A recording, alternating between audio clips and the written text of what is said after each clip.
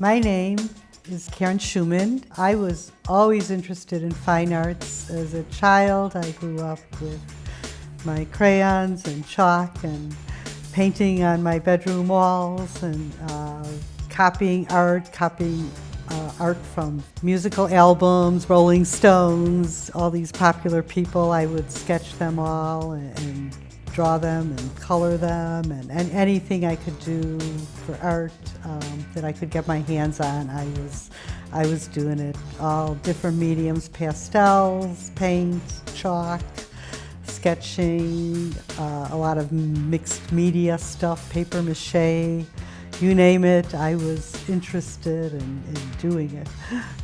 I was very interested in art. I was exhibiting in shows all the time, and I was really looking for a place that I didn't have to be accepted into the show. I wanted my art shown when I wanted to. And my husband and I owned property in this area, and we found this group. It was called the Austin Boulevard Alliance, that was all about uplifting the neighborhood. And they were using art as the medium, renting storefronts to put art in to help rejuvenate the neighborhood. So I was all on board with that, and I got very involved. That was back in 1996, and we, together as a group, we worked. It was called the Art House, and then slowly people fizzled out, but I always stayed here because I thought this was a great place, a great neighborhood to show my art and have that visibility as an artist. And I just invited all the artists that I met, all my friends. It's like, come and show your art here at my studio. And we ended up having shows every month and doing a lot of different outreach and incredible things that really benefited the neighborhood, really uplifted it. I remember when I started with AOL, and AOL had a community that you could be on where you could upload pictures, and that was like the most exciting day of my whole life. It's like, wow, I can put my art up on the internet. And then of course the internet has grown into what it has. And so our outreach on the internet, we have a Facebook page, we have pages on other social medias that I run. Facebook is our main one. And we have all of our shows are advertised on there. We photograph all the artwork, and it's put on there as in an album so that everyone can see the exhibit, even if they didn't come to it. During COVID, we really did a lot of marketing on Facebook, and actually we had higher sales in art during that time than before COVID. And just really, making sure we had a beautiful window display and having all of our artists here just promote us through the internet. So really, that was the biggest resource to us, and still is, that we have that internet, that profile on the internet now on Facebook, a very popular page. A lot of my art has been inspired by my shamanic education. I've studied shamanism. Actually, really since I was a child, I was reading all about the Mayan people, like they have some secret that they know, about life. And I've had the privilege of really traveling to a lot of countries, Peru, and just working hands-on with indigenous people, healers. And I just try to bring the teachings of that into my artwork as much as possible, that I feel like there's a story behind each of my art. And I really source from nature as well. My pieces are mixed media, so I'm out there, looking in the forest for materials, and I really try to inspire people with my own artwork. Take a look at this, hear the story behind it. There's a teaching, there's a story that has some wisdom in it, wisdom teachings about how to really connect with nature and to each other, to live as a family, an Aini, that's what it's called in Peru, the family. And I think I've created a family here that we do projects that have a lot to do with nature very often, how to live a good life, how to, walk a good path, how to respect nature and people and live a high vibrational life.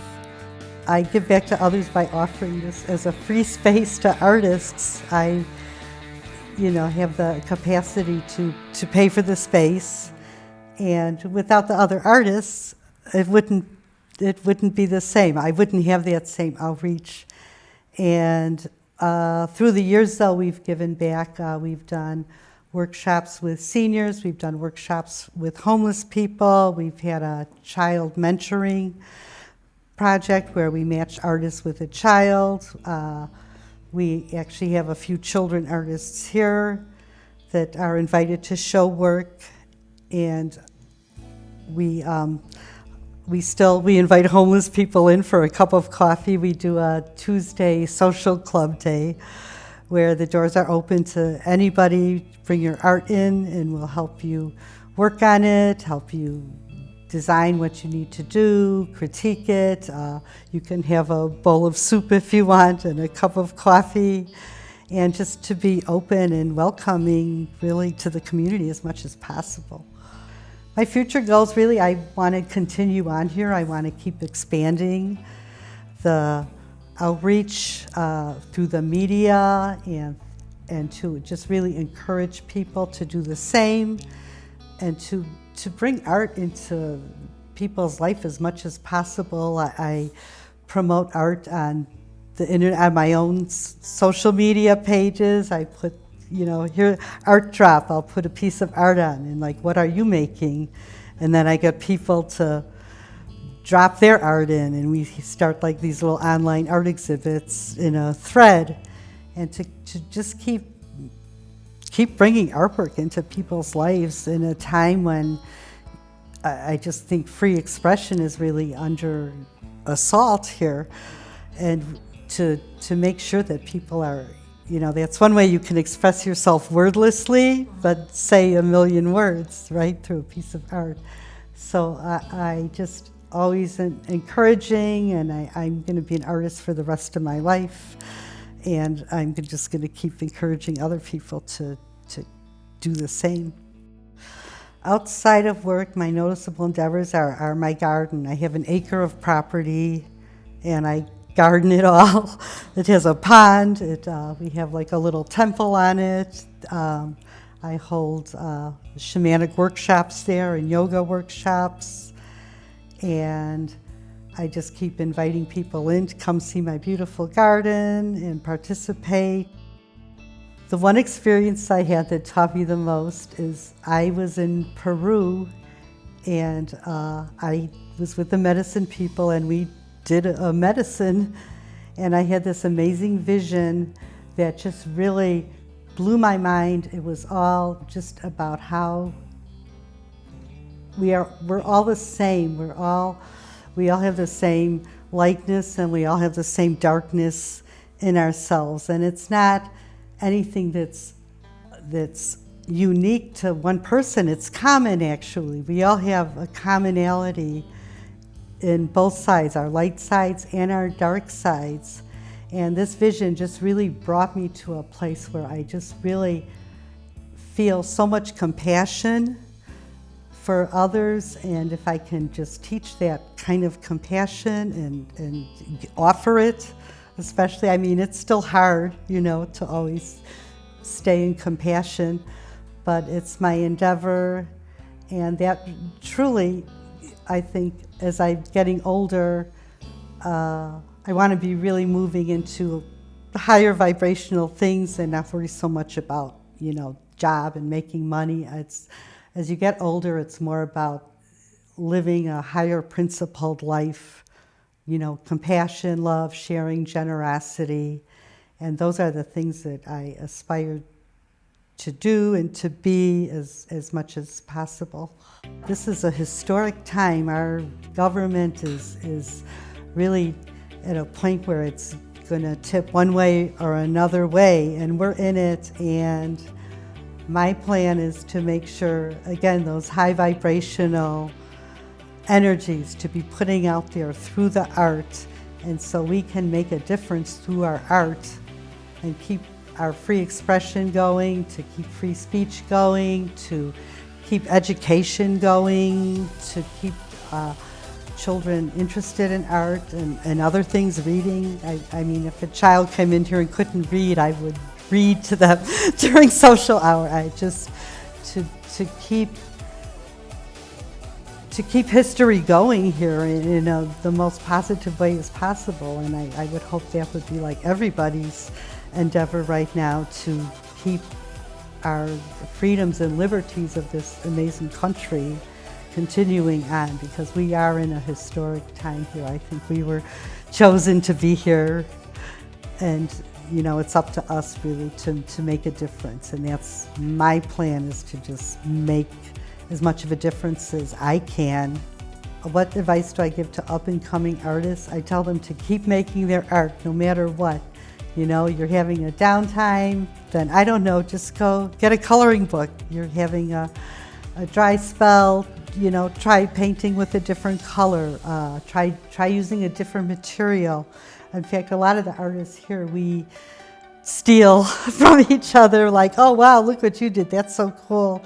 So my pieces are quilted, so I was teaching another artist how to do quilting, and I saw someone who did batik, and I thought, wow, that's something I want to do. So I just got a book on batik and started doing that, and just always trying different things, trying different materials, trying different subjects. Don't limit yourself in any way. And if you have a chance to put your art out there, put it out there. And if someone's standing there with money to buy your art, you get it. and you buy more art supplies, and just keep going with your art as much as possible. Don't give up. You have to have a good balance between administrating and being an artist. And that's hard, because administration takes a lot of time, and making art takes a lot of time. So you have to find a balance there. The main thing is just to show your art, get a second job, and to so enable yourself. You have to enable yourself, and if you're one of the lucky ones who can make a living off your art, that's great. If it's not that way, then just keep making your art and do something else that funds it. And the art, really, it's all about funding it into your art, though, and into, if that's your happy place, then to keep doing that. I was 47 then. I did a piece. I was been doing like batik work, and I started realizing I could, because it's on fabric, I realized, well, I can actually sew on this too. I can do beadwork on it. It's a piece of fabric. It doesn't have to just be dyed in that batik technique. I can just load it up, and I love to do crocheting, and I love to paint, and I love to sew, and all those things. And suddenly it all came together in this one piece where I realized I can put everything I love together right here in this one piece. And it just, after that, all my artwork just followed in that pattern, and now I have to find something else new to do. But it just, I keep adding to it. There's got to be something else that I can do, some new craft or something that I can figure out and add to it. But I am almost running out of them.